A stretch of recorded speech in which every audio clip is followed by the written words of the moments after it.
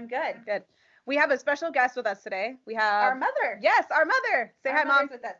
Hey guys. Hello. Yay. Hello. It took us hours and hours. Hours and forever. Yes, to get this organized because we have like at least 2 different applications running. Everything happened. Yes. And Mother is in Arkansas, and we're obviously here in San Diego, so it's been a process getting it all to work and sound to work, but I think we got it. Yes, finally. Thank the Lord. Thank the Lord. So we normally kind of catch up on our week, basically, on like what's been going on. And so I guess, I guess I should tell you, like, yes, this is our mother. Her name is Sylvia Manning, and she has been our mother our whole lives. Isn't that crazy? I love it. I love how you guys, like when you're talking about me on the podcast, which I listen to every time it comes on, that you guys, like Amber will be talking and she'll go, my mom did this. And then as she'll talk and she'll say, my mom did that. I just think that's so funny. You guys never say like mom did this or mom did. I've heard other twin podcasts, and you told me that before, and I was listening to another twin podcast and they say our mom all the time. And I was kind of like, okay, I guess that's weird that we say my mom. No, it's not weird. It's not weird. It's just kind of you guys. Like, you know what I mean? Like, I'm not like weirded out by it. I just think it's so kind of adorable, but it's also, you guys, I know I'm jumping like ahead, but you guys did something on, what was the podcast where you had the music? Was that last week? Yeah, that was last week.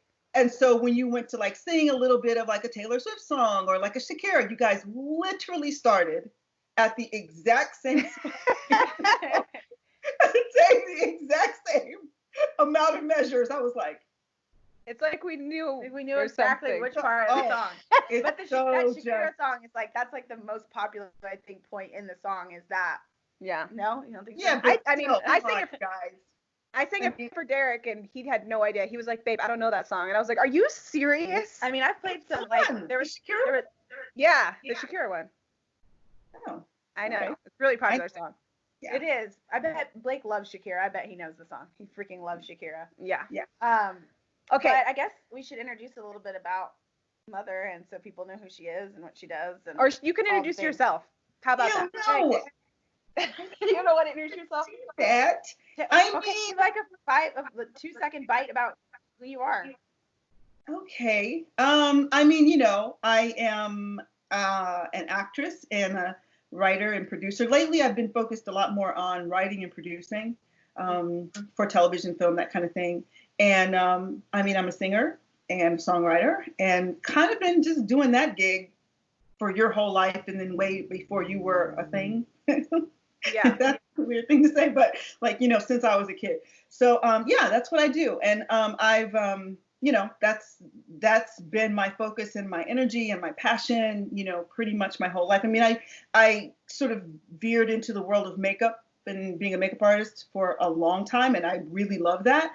And I am kind of passionate about that when I'm doing it, but my real heart and the thing that sort of makes me sit in front of my computer and just type for 14 hours without going to the bathroom or getting anything to eat is when I'm writing or producing or something, or when I'm on a set. So yeah, that's me. Yep. Little summary. See, it's perfect. Mother is an artist by definition, basically. Yes. Mom draws too, which she left out, but she draws. And she went to performing arts high school and danced and did a lot of things. So played viola. Yeah, I played viola. Yeah, pretty much anything that. Did you guys go to IMDb and like read my bio again? No, we lived it. We don't have to read it. We know who you are.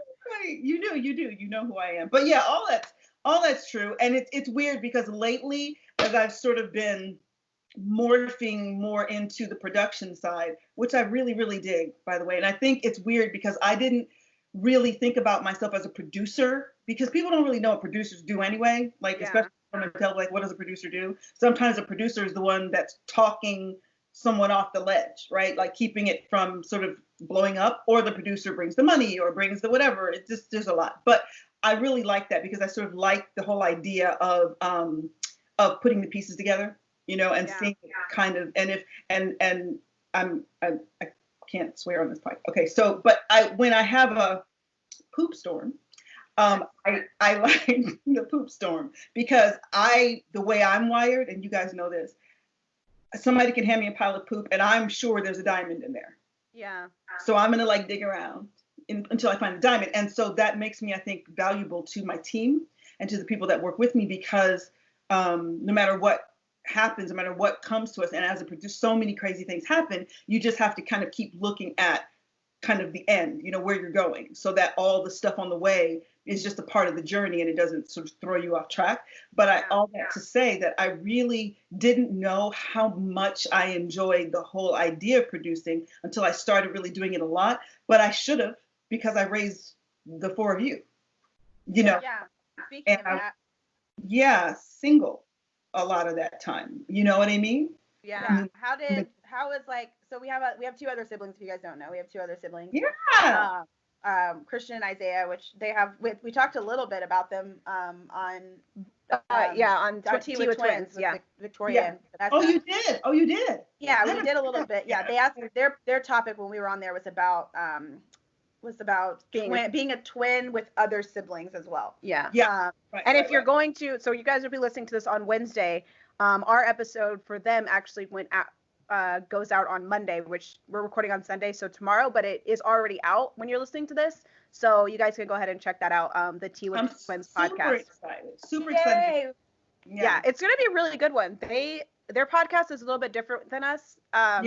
Because they talk more about about twin, like they focus more on the fact that we're twins.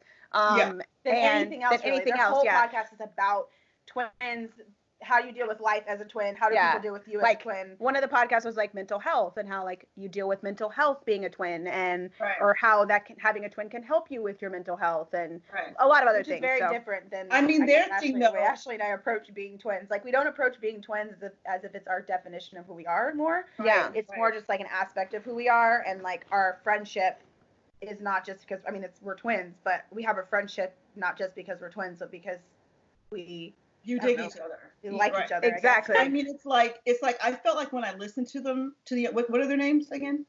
Victoria and Vanessa. Yeah, Victoria and Vanessa. Like I felt like they are so sort of defined by the fact that they're twins, but they also kind of live a life that is so intersected that everything is sort of like our perspective is this and our perspective is that. And when we do this and when we do that, I didn't feel a lot of sort of individual kind of life living, but they're also, I think, what are they like? They're like 20 something, right? Yeah. So, so that they may develop that, they may not. I mean, I had a lot of twins in my life when I was growing up, and some of them were super, super close. Some of them couldn't stand each other. Mm-hmm. And some of them, they were, and I mean, you guys remember you had some twin friends like that too, but it's weird because some of those kids were twins and you would never have known that. Yeah. So you guys have a really cool balance, a really interesting balance in that being twins, being identical twins, people say, well, what's it like to be a twin? That's like asking me what it's like to give birth to twins. I don't know, because it's all I've ever done. Like it's all I've known, right? So what's it like to have twins first? It is what it is. What's it like to be twins? You guys don't know. All you know is what it's like to be you. Yeah. You know what I mean? So all of that to say that when I was navigating the waters as a single parent with the four of you, I was basically producing it. I was producing our lives. You know what I mean? And so it was a very natural progression to work with all the different personalities and sort of all the different kinds of, because just because you guys are siblings, you don't all have the same brain, the same mind. You don't all think exactly like, even the two of you don't, so it's learning how to sort of navigate those waters. But anyway, that was just a weird thing for me to think. It was such a natural progression, and it surprised me, but it shouldn't have, because I think I had a lot of years of practice, Yeah, and I think I've enjoyed doing the production part of this because that's always sort of been my lane. Like that's like always been Ashley. So if you know people that know our mother, if you kind of like look at like what her strengths are and stuff, Ashley and I think literally split some of them. Like Ashley has mom's like more technical side and very much more type A. I'm a lot more laid back with things. I kind of just like, I really go with the flow. And she sort of leans more towards like the performance aspect of it and stuff like that. And I definitely.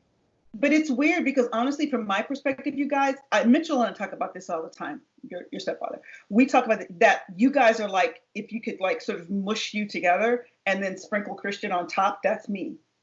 Do you know what I mean? Because I do have a very sort of introverted, sort of quieter side when I'm just in my regular life. I'm not like, like running around sort of trying to be the center of the moment. But when I need to be that, I can be that very naturally and very easily. So people who meet me in that space think I am type A, and I'm so not. Like, I'm not. And I think for me, and I think Amber, well, maybe both are like this. I need some like alone, like me moments, right? Yeah, I need something that's just not about anything, but just I need, like, sometimes your brother will literally go outside and sit in the car.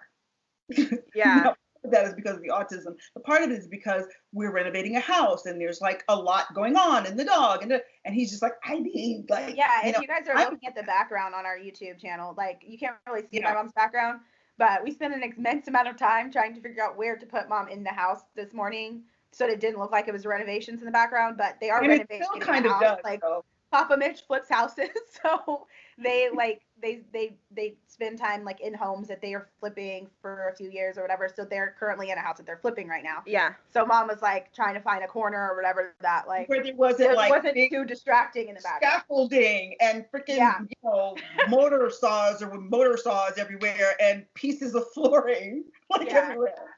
Yeah, but I agree with what you said about like having to have some like. Because I feel like of the two of us, I'm the more introverted one, and Amber is definitely the more extroverted one. I think when we come together, we are extroverted as a group, but I think that's because like Amber brings that out of me, like when we're together. So, but I totally understand, like, especially like right now where we're like literally stuck in the house, like I have to like spend, and I need a little bit, that's like my personal like filling time, or I'm filling my own cup. It's I have to be with nobody asking me, Mom, can you get me apple juice? Babe, did you set this? Is the laundry done? Did you whatever? Like nobody's asking me 45 questions for like 30 minutes. Because if you ask me a question on 30 minutes, it's I feel like I've had no rest. Like, you've ruined my 30 minutes of relaxation. I just need to just finding that balance of like, sometimes I just need some quiet and something mind numbing to do, something that doesn't require me to like engage any emotion or any like I would watch Friends because I've seen it so many times. I'm not trying to follow the story, like I know the storyline.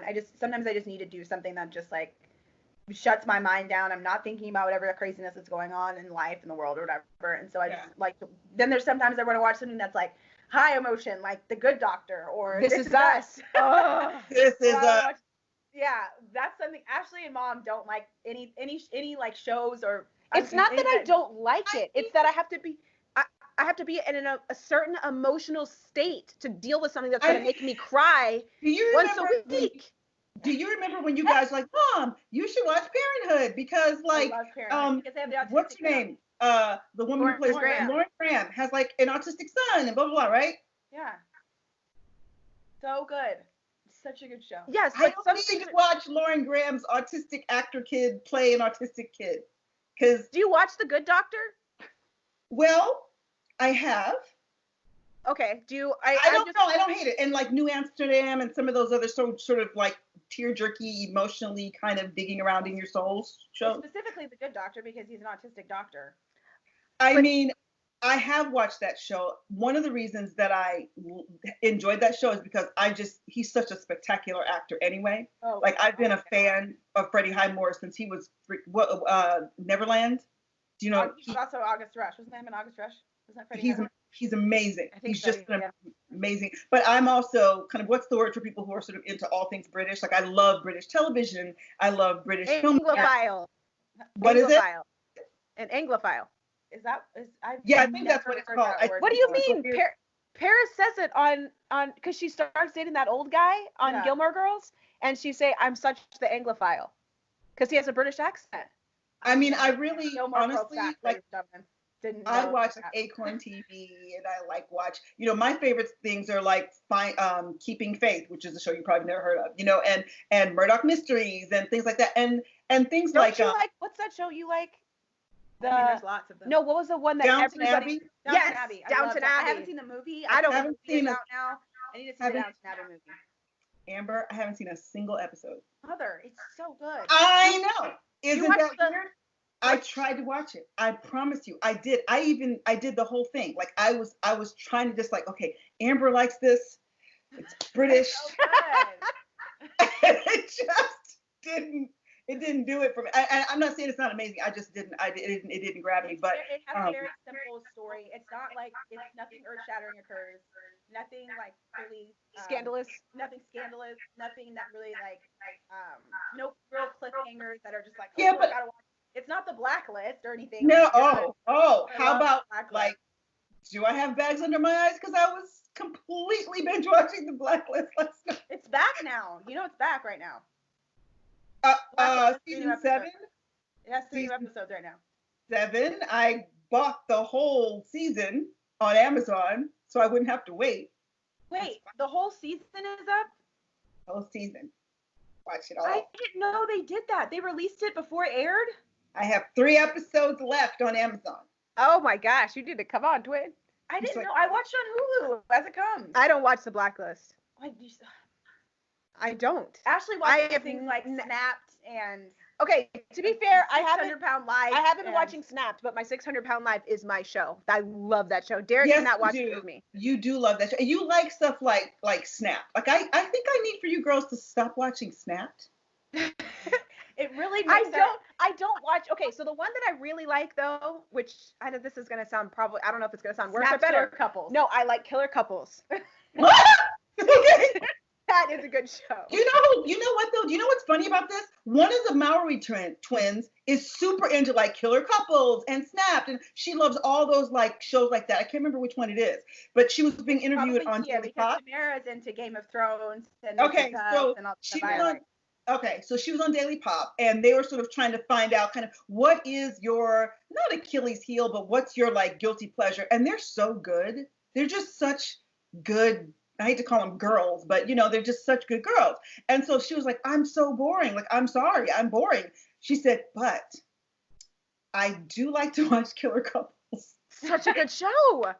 And I do like to watch Snapped, and I'm just sort of into that kind of weird stuff. She goes, I love those sort of true crime, weird, like she's all into it. So I mean, that's I specifically like the format of that series of shows, because there are some shows like I don't like to watch Dateline or like that kind of stuff.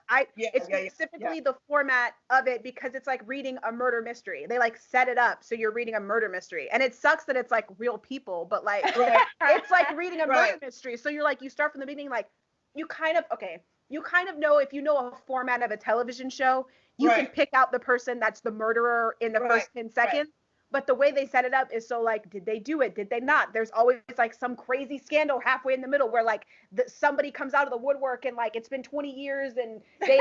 It's like a thriller. It's like a psychological thriller. Yeah, it's great. And so I write psychological thrillers. Like I love them. I love all that sort of mind-bending craziness. But when it's real people, it's just like it hurts me a little more when it's real people. Yeah, but the thing about Snapped is, because there actually was an episode like, I think it was last year, where it was about a woman who specifically said in court that she watches Snapped, so she thought she'd get away with it. Oh, that's horrifying. And they did a Snapped episode about her, and the there's an endorsement you never want. Yeah. But the judge was like, but if you watch the show, then you know the people in these show always get caught, right? Oh, I love him. Did he really say that? It was a female judge actually, but she's like, they always get caught, like they go to jail for, and Snap plays no games. These people, everybody is in jail forever. Like the minimum sentence I think somebody has gotten is 15 years, and the max most people get life, or depending on the state, they get the death penalty. But like no, they play no games. Like it is never a thing where like they got off in the end. No, these people. Yeah, but actually, isn't this the show where people like kill people because they were ugly to them for a long time and they just snap? No, okay, so kind of. Maybe the first seasons, but they've adapted it more to like other murders and other reasons why, not just like. But Killer Couples is just like, Killer Couples is straight just usually two people, they get in some weird sexual affair with each other, and then they go off and kill somebody. But there have been some twins on Killer Couples. They had killer siblings. That was like Menendez type stuff? Yes. Actually, I think that's why they started doing it, because of the Menendez brothers. because I know way too much about this stuff, but because of the Menendez brothers, that's why they started Killer Siblings. And that was crazy because they had two brothers and they were like picked on in school. Right. They like all this stuff and then it was crazy. Anyways, it was crazy. Okay. So, well, enough about the killer people. I mean, this is what we do, right? Yeah. Ashley was all like, Mom, I have to make sure we have notes because the three of us will just go down. Go off on a tangent. So another show that the three of us actually watch is Making the Cut that just came out. And it's on its 4th episode. Mother, did you not watch the last episode? You were supposed to watch it last night. I watched it. I watched both of them. Okay. So what's the problem? Well, I'll reserve comment. Let me hear what you have. So my thoughts so far. Wait, we need to tell the premise of the show. Oh, I'm sorry. So Making the Cut is Tim Gunn and Heidi Klum back together as a squad, and they personally pick these fashion designers that are already successful fashion designers. They are just not internationally known. Right. They have judges on there. Like Naomi Campbell's a judge. What's her name? Nicole Richie. And then some famous Parisian designer whose name I can't remember. Altazara. Writer. Who's the Parisian lady? Altazara. That's her name. That's the guy. And what's the lady's name? What's the lady's name? I can't remember her name, but she was the former editor of like Vogue, I think. Vogue Paris, I think. Vogue Paris. Okay, so anyways, so they judge. Basically, these designers compete similar, I would say similar to Project Runway, but not really. They're way more brutal about this. But they basically put collections together. They actually have full days to do stuff. They actually know what their challenge is going to be the day before. So they have time to prep. Except for this episode where they had 7 hours. Yes. So they gave them 7 hours this last time, but mainly throughout they get a consistent amount of time. It doesn't really seem like they have a budget. I haven't heard anything about. Do they have a budget, Mom? When they go buy like fabric? No, they can get whatever they want. Yeah, but I think they probably, since they are all successful, it probably is in their own funds. I don't think so. But they haven't said anything about budget. No, I mean the show's budget is huge. Look, I mean, come on, they're going to Paris and now they're in Tokyo and whatever. Yeah. Like the budget. And the prize is $1 million. Yeah, $1 million. And every single piece. If you guys like this show, Making the Cut. Every week, every Friday is when the episodes come on Amazon. They release the winners' items to buy on Amazon on Making the Cut store on Amazon. So if you guys check out the show or check out Amazon, you can buy the pieces.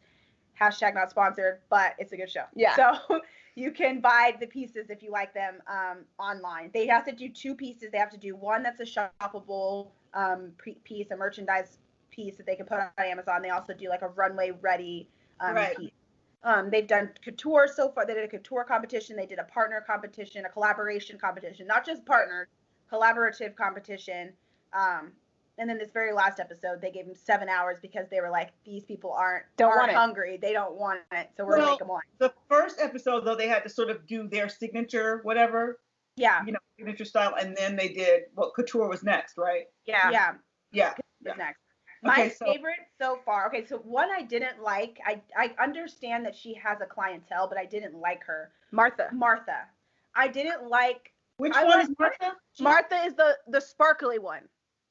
She made that things, the bows, the sequins. Oh no. I remember her. Sparkles. Yeah. I thought that for her, it's super cute. Like I liked the way she dressed. When she tried to transfer that onto a model, even when I watched them do the clips, it looked like Barbie doll clothes. It looked like a child dressing up a Barbie doll. Well, I mean, part of her challenge though is this is a designer who can't sew. And it's not like she sort of can't sew, like she really can't sew. Yeah.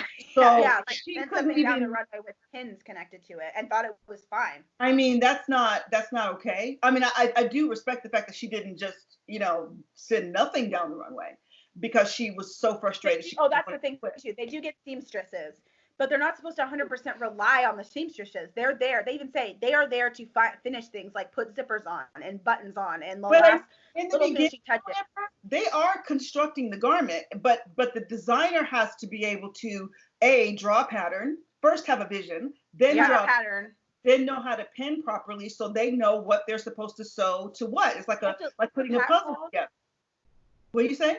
They have to leave him some sort of pack. They keep calling it something pack that they have to leave. Yeah, it's like a something pack. I can't remember, like I tech don't know. pack. But yeah, tech pack. So you have to know how to do that, you know. And we're talking about designers here who have brands that are, some of them are international. They're just not a household name, right? Yeah. But they haven't sewn a button in like 15 years. Yeah. They have people who do that for them. The Sherman girl has even said she hasn't sewn But anything she's in 15 years, but she's great at it still. She's just, what's her name? everything. We have to look up the names of everybody because some of them I have want to call her, it's not European names. What is Esther. her name? Is it Esther. Yeah, Esther. Oh. I love her. I really, really love what's that African? Megan. Megan. I really right? love Megan. Is she the one you said that you thought we would like her aesthetic? Yeah, who did you think we would Yes. like? Yeah, Megan. I thought you would like Megan. I really did, but I also thought you would dig Esther because she's got this real cool kind of sense of like strong and tough and whatever street thing, but there's a little sort of femininity to it that is kind of subtle, but it's there, and a sexiness to her whole vibe. I dig her aesthetic just as a person because although I do think she's sort of like, she's pretending that she can't sew, because come on. Like she's like, I haven't sewn anything in 15 years. Yeah, Esther said the same thing, and I was like, did you switch out? Esther. Esther. Esther said that, and then the thing she put out after 7 hours. No, she pulled out something in 2 2 hours. Remember? She sent it to the seamstress, and she said she didn't like it. So sewed something else that was banging. No, and she didn't. It's not that she didn't like it. It's that she didn't know how to translate it in like what she needed in English to the seamstress. And they didn't do it right.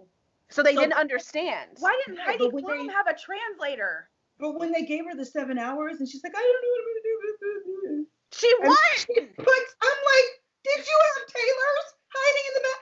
That thing was like they'd gone to a store. But what do you say? Little elf people sitting. Right? It was like she had gone to the store, pulled it off the rack, and just said, here you go. This is what I'm presenting. It was. The only thing I one note is Sabato. Oh, the Italian guy? Yeah, he's Italian. You know what's weird though, guys? I remember him when I was in high school. I remember seeing him as a model. He was a model? He was a model. He was a huge model, a really famous model. And when they showed part of his portfolio last night, I went, hey, that's that dude from, he was, I remember seeing him. He was beautiful.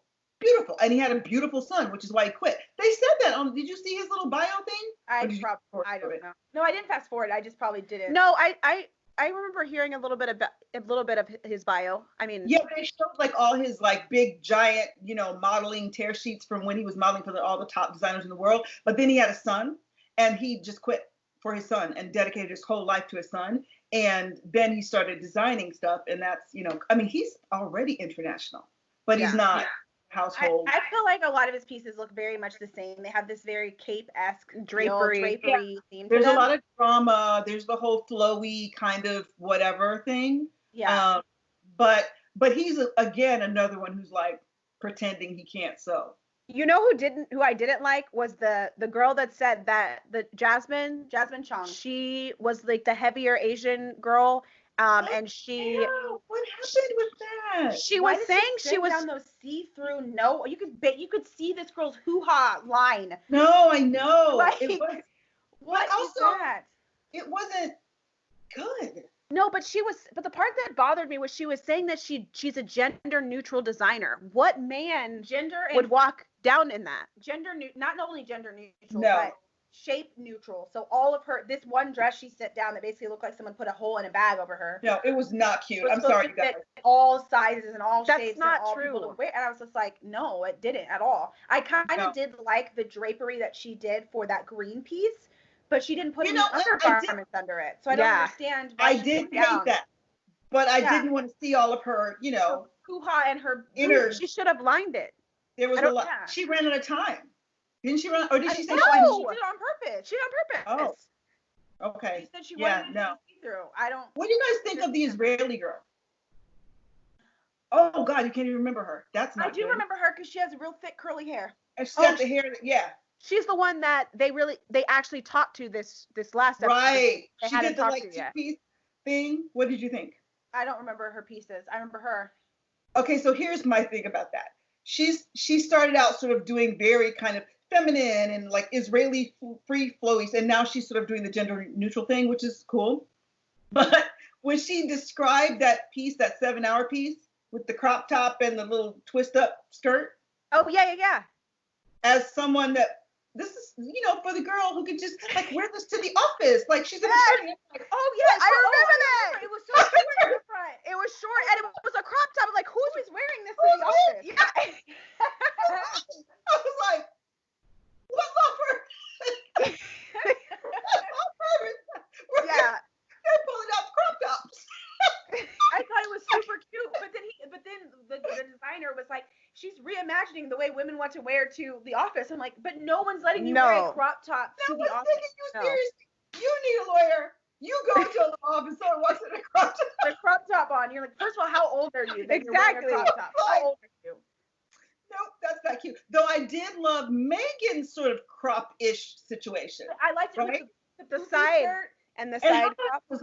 It fell in the perfect place. Whether you are a 00 or 120 size, whatever, it hits you right in that rib cage thing where everybody's pretty cool, right? Yeah. So it's so good. And I didn't love that old lady elastic band situation that was happening. That wasn't cute. Yeah, they said it was a timing thing that she had to apparently. But it's funny. Naomi, I was literally about to say it, and then Naomi said it, and I started laughing. But then when she explained that it was kind of a, upscale, whatever, I still think I imagine like a wider band. Do you know what I mean? That could sort of lay a little bit more flat. But I just thought that whole thing was cool, and that shirt was everything. Like I was all about that shirt. Yeah, Mitchell, that was really cute. Mitchell didn't like the Beetlejuice dress. I liked Why it. you liked it? Oh wait. Okay, so wait. The remake of her fabric? Are you talking about that dress? The stripe. The Okay, stripe the dress when that he made, the one that won. Yes. Yeah. It's her part because they were a team last week and then they split. Oh yes. And he used her striping fabric. Yeah. That is cheating. He basically took her style, and she even says it. He stole her aesthetic and won with it. Only one. Everybody was saying that's so Megan.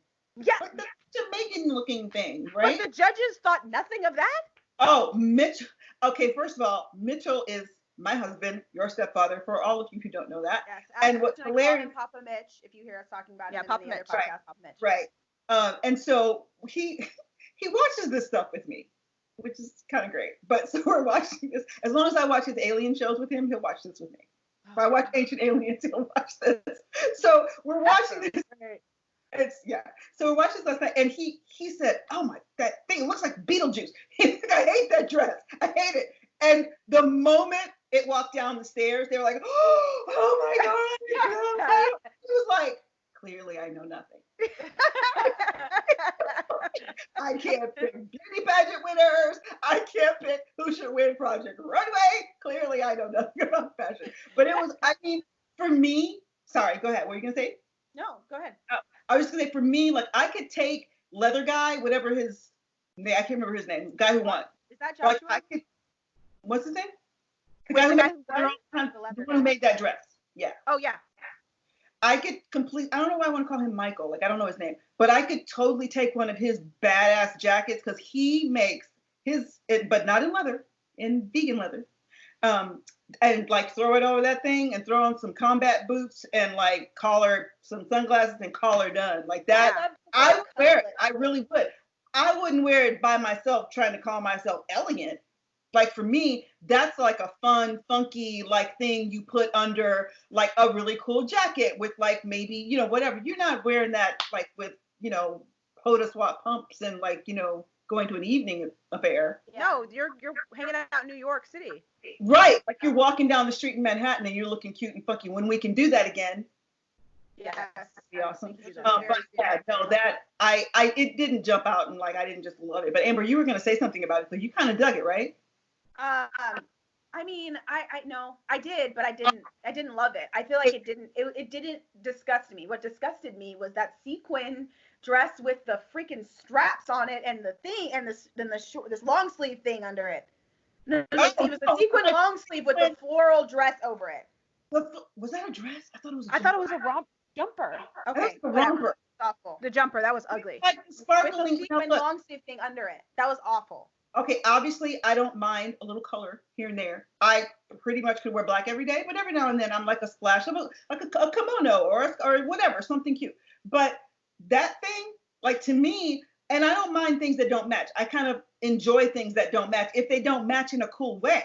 That was But horrible. that sparkling tank top with that Farmer romper. and I couldn't decide if I was mad at the tank top or the romper. Wait, I didn't know. Of those three looks, the one that offended me the least was the animal print top and the sequin skirt. I'm not gonna. Offended me least. That wasn't that bad. Yeah, They tore that bad. They tore that apart. I was like, that's cute. That's cuter than the other two. When it came down, I thought, okay, that's good. It's like, what was that episode, Project Runway, recently, when Victoria put that sort of hooded sequins, like, jumpsuit I hated on? that jumpsuit, and I They freaking said it loved was it. cheap. I was like, that is so cute. I Like, loved it. I loved it. Cheap or not, I would wear Yeah. it. or not, I love it. I'm sorry, I did not agree with that at all. I was like, that's cute because it just had this cool. I didn't love that jacket over it, but I did like the jumper and like what's the brown skin guy's name? The one Troy. Troy, he was the one who thought that he wanted it specifically to mismatch. He said he wanted it to be mismatched. Yeah. Well, did he want that ugly? I'm sorry. Did he want that horrible jacket over that horrible big balloon skirt? That was terrible. I didn't even, honestly, none of them. Okay, there's one mismatch patterns. Mismatched, right? Is that right? Mismatch Yeah. patterns. Mismatch. Yeah. Okay, mismatch patterns is fine, but Right. one, if you're gonna do a collection, the mismatching needs to match itself. They use like Yes, but it can't be different. too matchy. No, 'cause but they then use that's like the thing. yeah, because okay, they called it the the Draculas. I liked the Dracula 3 that they called it. Listen, The Count I Dracula with the thought that red and was so black. cute. I I was was like- here for it. and I loved it. Heidi, she needs to stop. That's I'm too much. just hating on people. Collection. It's How supposed you to match. It's so awful. And I'll be real. I don't want to go off on anybody's like $10,000 t-shirt dress or whatever. But I wasn't in love with what Heidi had on. I don't remember what she had on. Yeah. I mean, that green thing was okay. It's not like, ooh, let me go grab that. Yeah. And I think Naomi it's all. Campbell is bringing all the stuff though. All of her outfits are You say? fly. Huh? Say that again. Naomi Campbell, her freaking Oh. the Afro inspired shoulders with the cup. I was like, I was here for it, all of it. I don't remember if it was a dress. She was sitting down, but Naomi just makes me laugh so hard because you guys remember, like, Naomi is my contemporary, right? Yeah. So I remember when she first hit, became a supermodel. It was such a big deal. Now, there had been other models who had been, like before her, the Beverly Johnsons and people like that. But when Naomi hit the runway, first of all, she's 5'6". Oh, She's really? short? Yes, thought which she is was 5'10". for modeling, but she's got legs from here to like, New Zealand, and she's gorgeous, and she had a muscular frame, even though she was thin. She had these legs and that skin, and when that diva hit the catwalk, I was like, because up to that time, that girls who look like that weren't walking, and then sort of Tyra came in, there was a whole thing. My point is, Naomi's never sort of been the person that you go, oh, she's so sweet. No. She's Not Nigerian. nice. She's Nigerian, But- right? Wait, yeah, where is she from? She's British. She's British? Yeah, I think she's British and something. I thought she she may was Nigerian. I thought she might be. I don't remember. I'm sure I should know that, but I don't remember. Look it up. But what I was going to say was, so I didn't come to the party expecting Naomi to be like, nice to people. But what I do respect, when she loves something, she really Loves it. loves it. Like she's attacking, she's going after things like She's Jamaican born but she's from the UK. Jamaican. I knew it was Jamaican something. and from the UK. That's what. Okay, but when she's talking about craftsmanship, she's talking about quality. She's talking about respecting the idea of couture as a designer. That, like, out in the regular world, people don't care about that. But when you're calling yourself a designer, it's kind of like being a person who's a musician, but you have no respect for like anything other than what Your you're genre. doing at the moment. Yeah, Right, it's like a you have- country artist that doesn't respect Metallica Or like- yeah. And I always use Justin Timberlake as the kind of example because he's so musically diverse. you know, and as a designer, if you don't know how to put something couture on the runway, I don't care if you make t-shirts and jeans for a living. This put a couture, and she said that, you know, she was like, I don't care what your aesthetic is. Put your aesthetic into couture and don't disrespect it. But all of that to say, but when she hates something, man, Yeah. phew, Yeah. she's like, man, she came so hard last night. I had to fast forward it because I was like, dude, I can't. Like when Troy stood up there, I was like, oh, they're gonna come for him. I can't even watch this. I feel sad for him. But is he must be really amazing and just hasn't been able to bring it because or he thinks he is. Why was his partner so like Yeah, in love? this is what I'm with him? saying. Remember, weird. Heidi and Tim picked them, so he must be amazing. Maybe this just isn't his. He Do you know what I mean? was Maybe this just is in awe, like Jesus was standing next to him, or No, something. His partner, Like, yeah. Yes, or please he don't was send- married to him, one or the other. I mean, it was like, don't send him, like, send me home, don't send him home, you know? But I will tell you who, besides Megan and Esther, that I just love. I like the elegance of Sabato, but he's kind of one note at this point for me. If you don't mind a little segue, though, I did kind of want to talk about the show itself. Because like I'm all like the Project Runway and the whatever. Like I love the Project Runway All Stars and Project Runway Junior, which they should bring back, by the way. Love that. That was such a great thing. And so I was very excited for Next in Fashion. You know, I loved it. I literally binge watched it because it was just, I had so much fun watching it. This one is weird for me, guys. I don't know why. It's a lot more serious, and it's not as lighthearted and like soft as the other ones, I feel like. There's no comedic relief. And Heidi and Tim try to be, but no one cares about seeing Heidi Klum and I think the thing is, in Project Runway, Tim and Heidi, you're getting in doses. Yeah. You get them at the beginning, they're sprinkled through, and then you get them at the end. This is like they're carrying the show. Blake the whole time would not stop talking about how annoying Tim Gunn's voice was. Yeah. He was like, I cannot sit here and listen to his voice any longer. I am a fan. Like, I like Tim Gunn. I really do. I just think he's a lovely man, and his whole, but again, in doses, right? This is a lot. I think they should have. The other thing that I don't appreciate about it is I don't love the fact that they know these designers so well already. You do not tell me that your judging of their piece is not influenced by whether or not you like them personally. Yeah. It totally is. And the fact that they're standing in front of the firing squad, like that's so. And just the way Heidi goes, and a conversation could change everything. Have you changed your mind? No. Have you changed your mind? Mm-mm. I know. So awful. It's just so cringy. It's so cringy. So for me, that's the thing. I mean, I love the scenery and the $1 million, and we're going to Paris and we're going to Tokyo, and yeah, I mean, that's amazing, right? I love it. But it just, when I watched Next in Fashion, it just grabbed me, you guys. Like, I was all in. It was just, I was like, this is so much fun. Ken is just so hilarious. I mean, he's so great and he's so genuine, you know? I don't know. I kind of like the cutthroatness of making the cut. Because I feel like that's closer to, I mean, all three of us have been in an audition room. Yeah. I imagine if you're a designer and you're trying to pitch your project to somebody, that's what they're going to be like. They're going to be like, no, or they're going to be like, yes, that's amazing. They're not going to be in the middle. They're just going to be like, yeah, no, go away. No, yeah, you're right. No, you're right. And they're going to, yep, and they're going to do it publicly. I can't talk about this yet, but there's a situation that we've been talking about, and one of the things that I appreciate about this show is I love the fact that they don't have a budget, so they can get what they really need. They're not okay. You got 27 cents, and this is due by tomorrow, and you need to make 3 looks.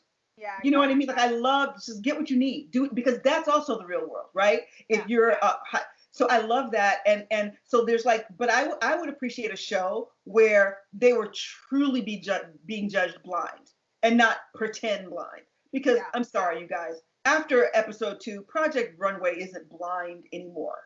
Right. No. You know whose stuff is going down the runway. You know, I love the fact that but they need to, though. I feel like part of them saying that they're judging blind is they want them to, like, want them to know who they are just based on their work and not based on like if I see yeah. So if I see like a Betsy Johnson bag, I know it's a Betsy Johnson bag because I know I don't have to see Betsy Johnson standing there holding a Betsy Johnson bag for me to know it's Betsy Johnson. Right. So that's kind of what they're wanting is for people to establish like their aesthetic and people to know their brand without seeing their face because design you don't see a designer's face. And to that same point, we were just talking about what's his name that sent down the Beetlejuice dress. If I had seen it, I would have thought it was Megan's. Yeah. You know what? And that's a great point. And that I mean, I guess I just think it's kind of like in a show where you're judging people. It's kind of like that whole thing. Like I get for making the cut though, because this is big. Like the designer has to, be okay. They have to be awesome. They have to be somebody people want to work with, and nobody, even if they are bats and crackers or whatever, like they still need to be someone that they trust to run a business. Yeah. Right. To have that. So I get that. Right. But I guess I can tell like there were some people like, what was his name? Sebastian? No. What was his name on Project Runway? Sebastian won Project Runway. No, he didn't.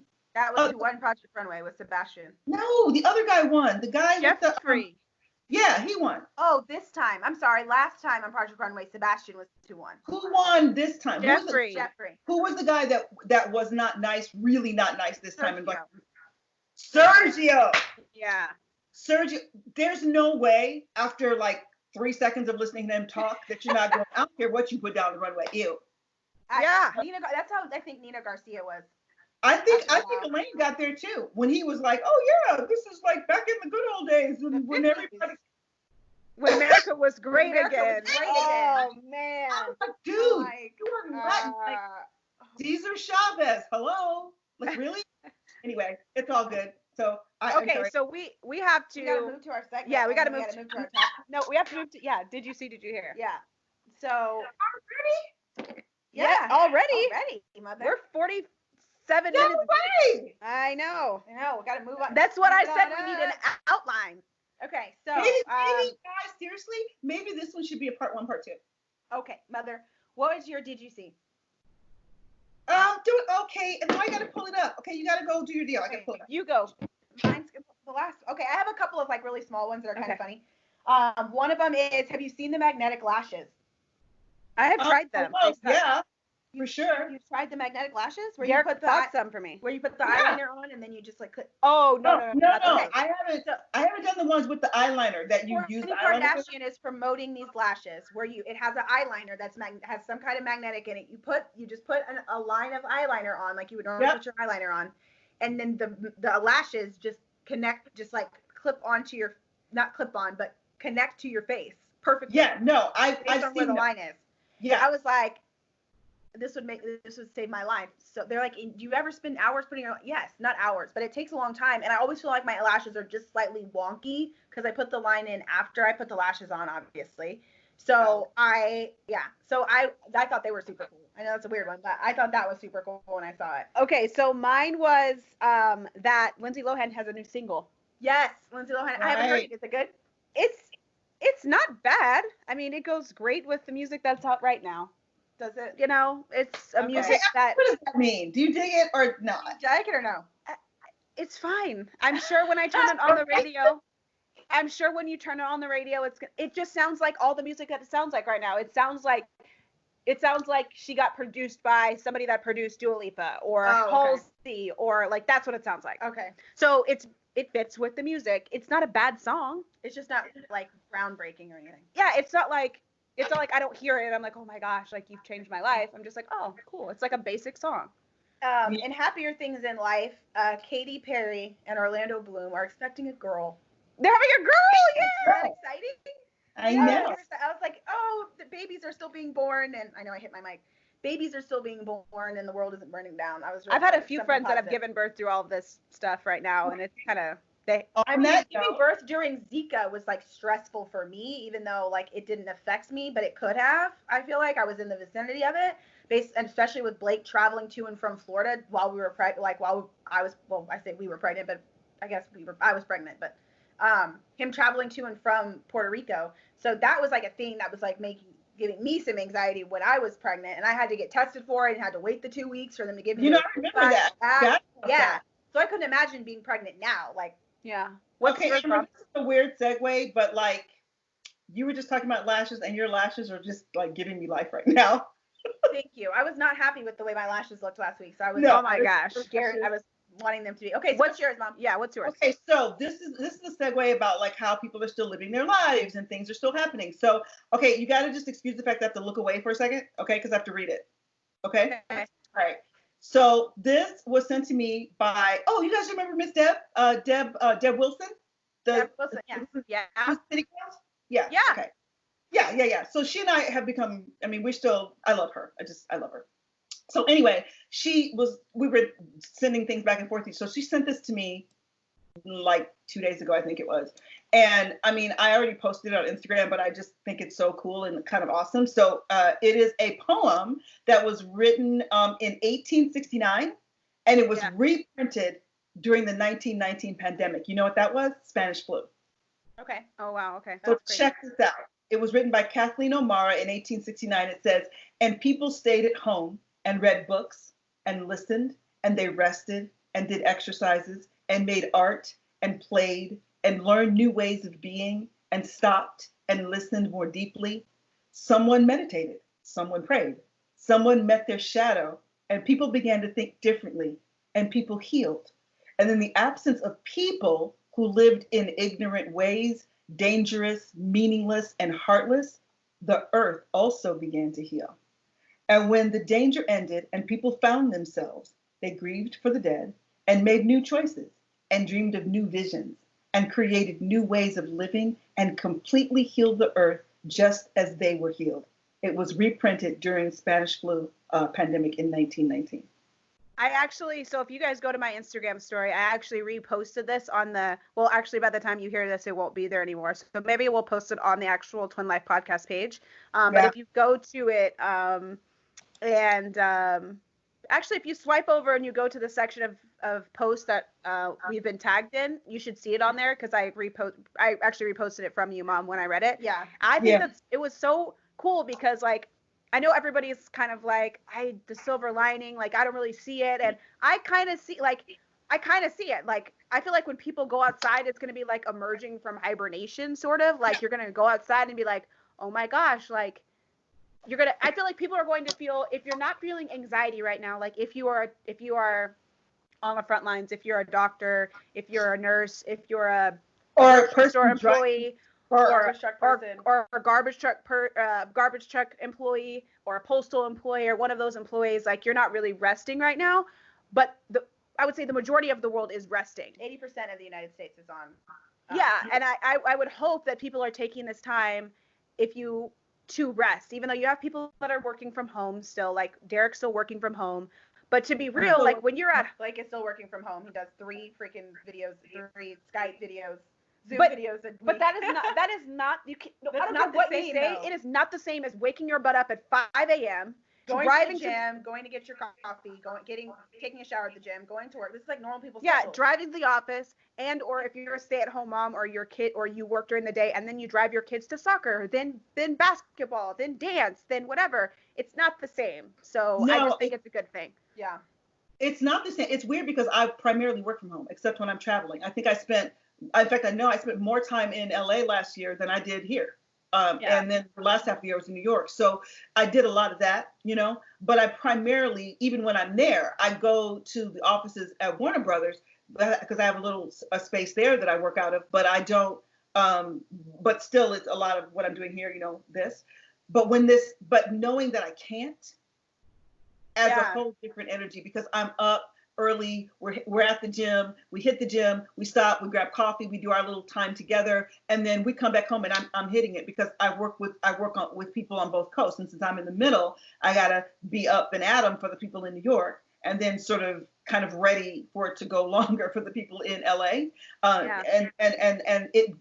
but knowing that I can't get up and go to the gym, I can't get up and run out and grab my whatever, that has added a weird kind of energy to it for me because I am the opposite of agoraphobic, and I'm somebody who needs to like get out and get some sun and get some air and whatever. But I think we were talking before about kind of, I'm probably jumping topics here, about like shaming people. Oh yeah, we haven't gotten there. So let me do mine and we can go there, Mom. Okay. Good segue. Okay, so I like I said, I had like a kind of a lighthearted one because I was giving me crap about not having lighthearted did you sees, but Yeah. I have mine that I saw was an article. It's been on a couple different websites. The article that I'm going to put in our show notes and in our what's the other one called? Description box. Yes, on YouTube. Description box is going to be linked to insider.com, and it's an article written about this this influencer, and her name is Ariel Charmas, Charmas. Mother, do you know how to pronounce that? Charmus, maybe. I don't know, but her name is Ariel. I'll just call her Ariel. And she's a designer and an influencer, and she basically just got run through social media because she got. You mean they came for her? They came for her, like sending her death threats and stuff. She's got 2 kids and her husband. Stop. She lives in New York. She lives in New York City. She's a designer and an influencer. I said that. She got diagnosed with COVID-19. She posted it on her social that she was diagnosed and that she hasn't been feeling well, and that basically all 4 of the people in her family, her husband, her 2 kids, their daughters, and herself, haven't been feeling well. She got tested and was diagnosed. Well, people were giving her a whole bunch of flack because they said she was bragging about the fact that she had the ability to get tested quickly because she has money, and and she was saying like, I'm great in her post, and this is why I don't understand why people came for her. In her post, she literally says, I am grateful that I am able to get tested because I know so many people aren't able to get tested, and we need to like shine light on the fact that people still need to be able to get tested, and it shouldn't be difficult for people to get tested, blah, blah, blah. Yeah. Long post. The other thing that people said was that a couple weeks later, she was then on her TikTok, she was posting TikToks of her traveling from New York to the Hamptons, to their house in the Hamptons. They were giving her crap because they were like, well, you just posted that you were diagnosed with COVID and then you're moving, you should be quarantined. She was like, she quarantined for 2 weeks like she was supposed to. And then they went to the Hamptons. They spoke with they have 1 neighbor in the Hamptons. So literally there's probably no better place for her to be with her family than away from the city of New York. Yeah.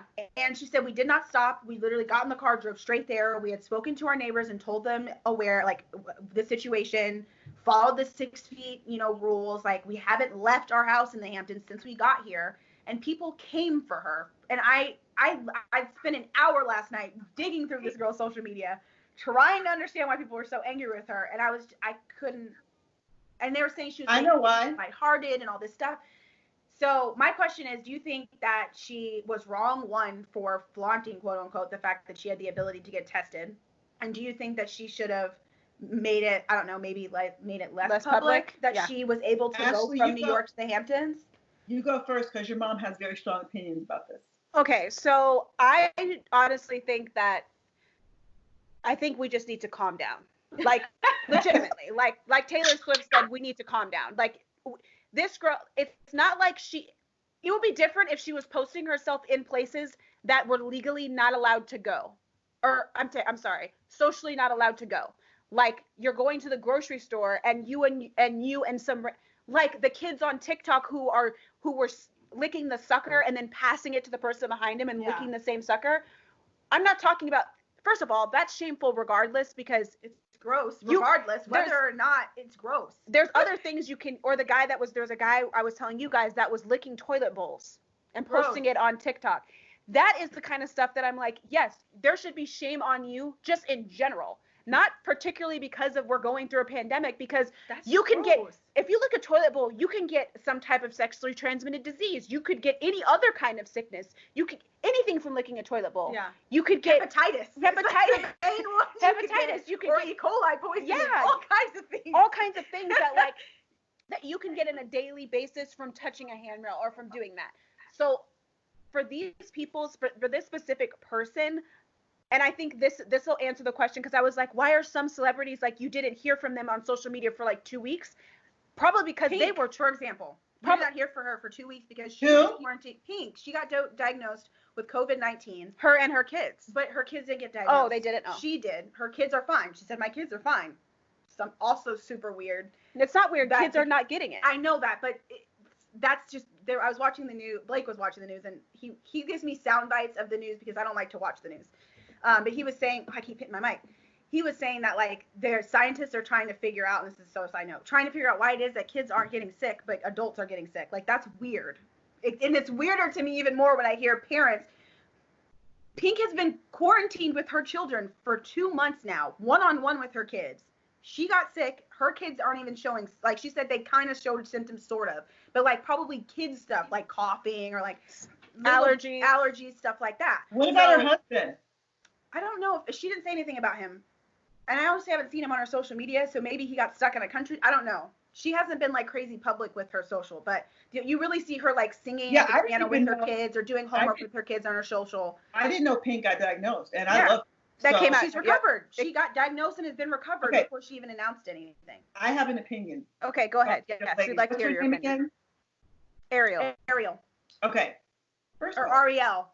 Ariel. Beautiful name. One of you almost got named that. First of all,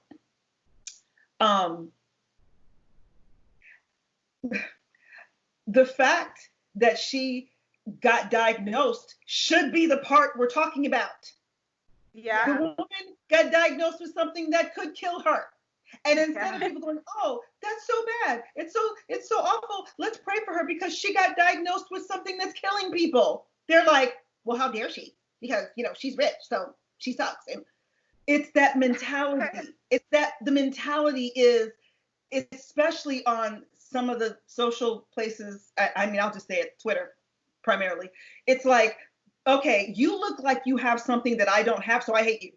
Don't have a reason. Don't know you. You could be Mother Teresa's niece, and you could have like given $100 billion to what? I don't care. I hate you anyway, right? So that girl could literally have gone and moved into like I always hesitate like calling out names on your podcast because it's just so public. But she could have gone to some janky ass hotel and lived in a $25 a night place, like with her whole family and like one bed for them to split, and people still would have been mad. Yeah. Because well, she has the ability to go and get tested, or she has the ability to go to the Hamptons. It's like, you know what? How about we look at the fact that she got diagnosed and think about the fact that that is affecting her, whether she, expires from it or heals from it or whatever. The fact is, that's, you don't wake up on Thursday and go, oh, I'm so excited. I just got diagnosed with a disease that's killing people. Like, no matter how you slice that, that's not fun. So first of all, that's the thing we should have been focusing on. Secondly, that whole sort of crab in the bucket poverty mentality that is so pervasive. It's like, you don't look sad enough, so you don't care. Or you're not falling apart like a $2 suitcase at this or that event, so you don't care. How about if we all fall apart like a $2 suitcase? Or if I get down in the gutter and in your trough with you, then how am I going to be help to you? I can help you. I'm digging around down there with you, right? So it doesn't mean I don't have empathy. It doesn't mean I don't have compassion. It means that because I have empathy, because I have compassion, because I'm a person who is motivated as much as I can consciously be aware to do by love, then what I want to do is I want to stop and get quiet and, okay, what is it that I can do to be a blessing to the situation? And I'll tell you, this is so funny because we were like, I don't watch the news. I don't. Yeah. I can't help it now because everything's like coming into my inbox. And I've been reading the news. Yeah, but I do.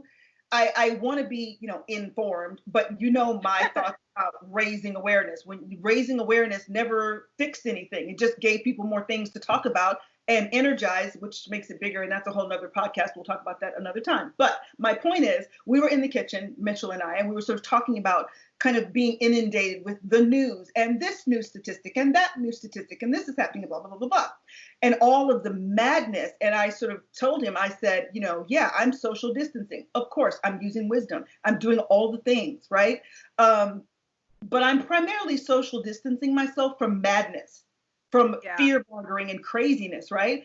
And so as we were sort of talking about it, and he was reading off this one, I thought to myself, not what would Jesus do, but what would Jesus be doing right now? Like if he were here in his physical form, what would he be doing? And you guys, without even a thought, Mitchell didn't even look up at me. He was doing something else. He was looking at his phone. He said he'd be taking a nap. Yeah. And you guys know, so you don't have to finish the story, but for your listeners, that's what he was doing on the boat. when there was storms and the winds and the waves. And it's not like he didn't know there was a storm, but he knew that he had authority over the storm. So for him, I don't need to stress about this storm, but because they were all, wake up, don't you know we're dying, we're going to die and all this. And his first thing was like, okay. First of all, where's your faith? But since you need a moment, I'm going to do my deal here, which you could have done, by the way, and I'm going to speak peace to this, and I'm going to calm this so you can calm down and you can just rest a while, right? Yeah. But in the midst of the storm, if they hadn't shaken, made him wake up, he was taking a nap. What does that mean? You just sleepwalk through life? No, it means that the anxiety-ridden, fear-mongering behavior that doesn't do anything but incite the problem is not the business. Yeah. Finding a way to find a place amid all of the fear and the reality of the virus and the realities of all these things are not new. These things are getting so much attention because of social media now. I lived through AIDS. I lived through SARS. I lived through whatever the one is with the six, whatever. Ebola. Ebola. All things. And then all the ones that we don't even know about, you guys. You know what I mean? Like, it again, like that poem, it's cyclical. So what you have to decide is who you're going to be while it's happening and who you want to be on the other side of it. Because you don't have to be the same person that went in, right? You can come out better. And now I'm going to sound like there used to be a show that you guys, there's no way for you to remember because it was in reruns when I started watching it. It was called The $6 Million Man. And it was about this guy that they took all these parts and they recreated this guy and turned him basically to a man robot. Better, Stronger, Faster was the opening of the show. And in my mind, that's what I think. You know, this thing came and tried to take you out. But on the other side of it, you can be better and stronger and faster. But that's up to you. You know what I mean? So. And I think that's a lot. Oh, go ahead. No, I'll get off my soapbox now. Oh, I think that's a lot of like what people need to hear because it's like I think the issue is that if you're not freaking out on social media, like you said, you must not care. And it's not that I don't care, it's that I don't want to feed myself with stuff that is negative all day long. I want to laugh. I want to enjoy my day. I want to have fun. And I think that's kind of where I've struggled, where it's like, I appreciate the friends of mine that are posting things that make me laugh. I also appreciate, and this is not one of those podcasts, but I appreciate those podcasts where I listen and we are talking about people who still have normal issues going on in their life besides this. It hasn't completely taken over. Because the reality is, if you're a parent, I'm still raising my son. Blake and I are still potty training Landon, and he's doing fantastic. Exactly. See, like there's still stuff, and I sort of feel like if Amber was to post like, yes, my son is potty trained, on people will be like, oh my gosh, like, do you not care about? No, it's just that my life still needs to continue because at the end of this, Landon is going to eventually be a child that needs to be potty trained. So we're not just going to put a pause on everyone's life for 2 months. But however, it's like when someone passes. I'm sorry. Go ahead, sweetie. However, I think that we still need to take a moment to maybe rest just for a little bit, like just that's just good anyway. Yeah, and people don't do that normally because they are so stuck in the routine of everything they have going on a daily basis. A Sabbath moment is just good anyway. It's good to do that every day, once a day. You know, and you guys know, like, meditation is the thing I've been practicing pretty much your whole life. But I got I would say the last 10 to 12 years, I've had a really consistent, very powerful practice. And for me, that's not optional. You know, I used to get all kind of like some kind of way when people would say, well, you know, your faith is your crutch. I'm like, it's not my crutch. You know, it's just who I am, blah, blah, blah. I'm like, yep, okay. Yeah. It's my crutch. It's the thing I lean on. And why is that? You know, because for me, when I take that moment, and sometimes I don't feel like meditating. Sometimes especially when it's just like, happening, and your mind starts talking to you before you even open your eyes. But I know that on the other side of it, if I go ahead and do it, I'm going to feel so much better. And even on this side, as long as I've been practicing meditation, it always feels like the first time. I never go into it feeling like I got this, right? But what I do know, and I am assured of, is when I do it, on the other side of it, I will have either an answer or some wisdom, or at least some kind of settledness, some peace that will permeate the rest of my day and permeate the rest of my life from the inside out. So then I don't see things the same. I don't honestly, with me, you guys, if I go 2 days without meditating, it's like I don't even know. It's like I'm missing fuel or something. I can feel it so quickly, because when I do that, my eyes are different. And I don't mean to get all weird or whatever, but just the way I absorb life is different. How many times have you guys hit me up? Hey, Mom, I need to tell you this, tell you that, or whatever. And I'm like, give me 1 second. Because I know I need to be at my best. I want to be at my best for you all the time, but I want to be at my best just so I can be that vessel all the time anyway, that I know what I need so that I can hear what you're saying properly. Because if I'm not in that space, you may say something to me and I may hear it in a whole different way, because it's got to filter through all my like monkey mind weirdness. But if I can have that clarity and that place of stability, now I can give you a better answer. I've actually said this in business. People hit me up with just like, crazy stuff early. And I'm like, okay, give me like 30 minutes and I promise you I'll be smarter. Better to say to you, because right now I'm not, so anyway. And it's kind of the same with this. There's a guy named Aaron Dougherty, I think his name on YouTube. He's doing like this million, I think it was actually earlier today or last night, this whole big meditation live with the whole world.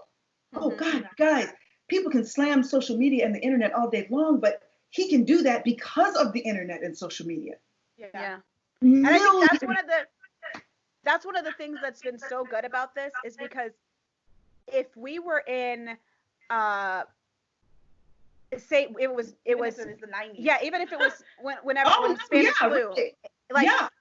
people would be, first of all, this was another thing that I was thinking about when we were talking about this topic, is that I think social media is the thing that's keeping people quarantined, because there was no way before to check on people to make sure they were quarantining, because now, unless you had police, unless we we have martial law, but the reason people are not, hand to God, I believe this, the reason people are not going out is because they don't want people to be pissed at them on Facebook and Instagram.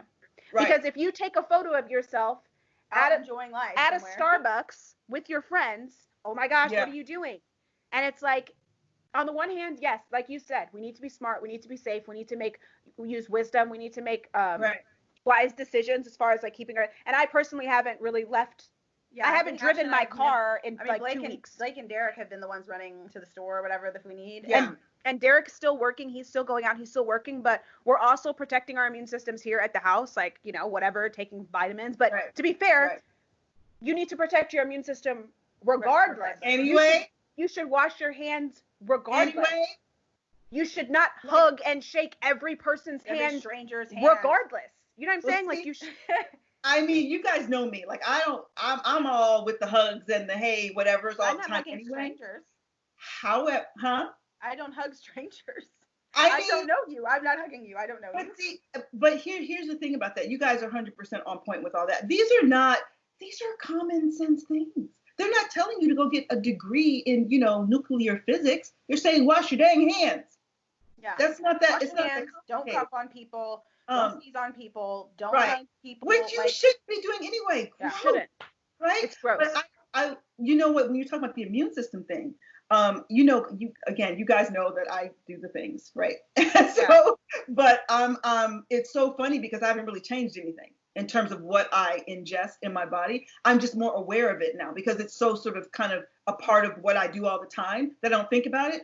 But I went the last time we went like grocery shopping, like where we could go and do that. I these little drink things, and you guys should put a link to these in your show notes or whatever, because these things are spelled SUJA. I think it's pronounced Suja. It might be Suya, but they have like an energy one and one that's an immunity one. I think one of you guys said you saw Taylor Swift drinking one on Instagram. It was like I think it was like a bottle, turmeric and carrot one. Is there one of those? It was like orange. It was like ginger, turmeric. It may have carrot. I don't know, but it's super strong. So you're not pounding that thing. Like you're not wanting to pound it. But I have my little sort of combination of weirdness that I do every day, and it's that plus the Zip Fizz for the B12 and all that kind of stuff. And then I put apple cider vinegar in it. And which Mitch is just like mortified by. But that's what but I do that because we're talking, and I also put MCT, basically coconut oil, in it as well, because now we've got, you guys, that is like a blessed, beautiful balm of antioxidants and amino acids and vitamin C and all the things that protect you, not only that strengthen your immune system, but also protect you from the free radicals in the air that are the things really destroying your immune system, and especially your skin and everything, and internally the stuff that, not to get too technical, but the thing that turns your bananas brown, that's free radicals, and that's really what attacks your skin and your hair and all that. But you can, from the inside out, you can protect yourself from that. Now you can put on lotions and salves and whatever, but better to flood your body with those aminos and with the vitamin C's and the things that naturally protect you and strengthen your immune system. So for me, I think if you're doing that kind of stuff, then, if you weren't before, pick it up. You don't have to do all the things I do, but $3, grab a bottle of apple cider vinegar and, take a teaspoon or two in the morning and at night. It doesn't taste amazing, but better to do that, right? And have protected yourself than kind of be sorry about it. It's kind of like trying to put an umbrella up in a thunderstorm. You know what I'm saying? Like, or put a roof on in a thunderstorm. It's like, you should have put the roof on before the storm. Right. Yeah. Okay, so closing thoughts? No, we can't be closing. Yeah, we got a closing. I would just say that for me, I think that I don't think that it's okay for us to be, first of all, jumping to conclusions in general, even before this, but everybody just needs to be more. Give people a little grace. Give people more grace. Yeah. Everybody is processing and dealing with this, and those, like, for the people that are dealing with it, people that have been diagnosed with COVID, or there's lots of people that haven't been diagnosed that probably got sick in the last couple of weeks and just brushed it off and didn't know what it was. But for those people that are significantly feeling like this girl Ariel, you guys need to give them grace for processing and dealing with a situation that is for them is scary. It's kind of scary and something that they have to deal with and process. So give people the grace to deal with it. I promise you, she wasn't doing it because she just thought it was okay to infect half of New York. I think she just genuinely thought that we are feeling better. The best place for us to be is not here in the city. The best place for us to be is outside the city at our own home. Yeah. And I think she was trying to get with them. Just she drove. I think they drove. In her own private car? I think she just drove. They drove. Her own private car. She didn't stop anywhere. I rest my case. Yeah, she didn't Uber. Take the subway. She didn't Uber, any of that. They drove her car with her family to New York. She traveled. People are mad because she had a place to go in the Hamptons. Yeah. They're mad because she had somewhere to go. I mean, Kelly Clarkson they're mad because she had that place to go to. Well, yeah, but Kelly Clarkson's on her ranch in North Dakota, which obviously we all know she shoots her show in LA, so she had to fly to North Dakota to quarantine with her kids and her husband. People love her, so no matter what she did, like, she could be filming Hyatt. They just, oh, Kelly's so cool, right? Because they're lovable. But people like this girl, I haven't seen her, but I have a feeling she's probably quite pretty. She's a designer. She's well off. She's all those things that make people kind of like, they want to Angelina Jolie her. How dare you be thin and beautiful and rich and like have been married to Brad Pitt? Like, we can't stand you already. What do you think? What are your closing thoughts? Yeah, I mean, I just piggyback on everything that you said, and I think that we should. I mean, I think show people grace. Yeah, I think that we just need to show people grace, show people a little bit of grace. Know that we need to be coming together as a community, not ostracizing people, and maybe just going forward, like, as we're going into these, what's going to be, I mean, it's going to be another month apparently, is as we go into this month, like, people are saying, like, don't try to learn a new language, don't try to force your kids to do X, Y, and Z, but for me, like, that's the kind of stuff that makes me feel productive. Like, I've learned like 3 different songs on the piano in the last 2 weeks because I've had so much time. So much time, and to be honest, like, it's weird because I have more time and less time. I have more time now because Derek's here.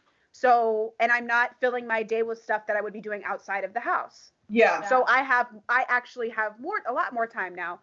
Even though I do have Phoenix the majority of the day, which we're always here, but I still have time to, like, do things for myself and whatever now. So, like, I think that this is the time to focus on your health and your fitness and because you're home, your fitness, you don't have the excuses, I'm at the office all day. No, you're not. Right. Yeah. Right. You're at home. So focus on positive things. Yep. Focus on being productive, taking care of yourself, and giving people grace in this time. Yeah, and exactly. I think we can close on that. But thanks for joining us, Mother. We literally have these conversations with our mother every morning. We have done like a conference call every day. Yeah. So we just figured we'd have Mom on our podcast this week. We really appreciate you guys listening to us. Please hit that bell and subscribe.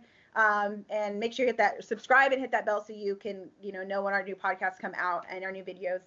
Every Wednesday on YouTube, and our podcast itself is up on Apple Podcasts and Spotify and iHeart Radio and pretty much everywhere you can listen to podcasts now.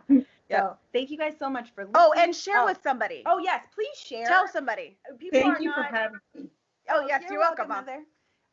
People are not sharing for some reason. I guess we haven't been encouraging, but please share. I'm sharing. Okay. Well, good. Thank you, Mother, for sharing. But and I'm sorry, I know you guys have to go, but I'm not sharing this podcast because you're my girls. I'm sharing this podcast because it makes me laugh. It makes me think. I can't wait till it comes on. When I could still go to the gym. I'm like at the gym going, hey, where is it? Where's the podcast? Where's our podcast? I tell everyone I love it. So you guys are doing such a great job, and obviously I'm proud of you, but it's not just that. It's really informative, and it's smart, and it's funny, and it's just a pleasure to listen to. So I have a great, I love it. So yeah. Thank you. Share. Tell everyone. Awesome. Please share it. Share it to everyone. Okay. All right, guys. All right. So we will see you later. We'll see Bye. you guys next week. Bye. Bye. All right. We will stop recording.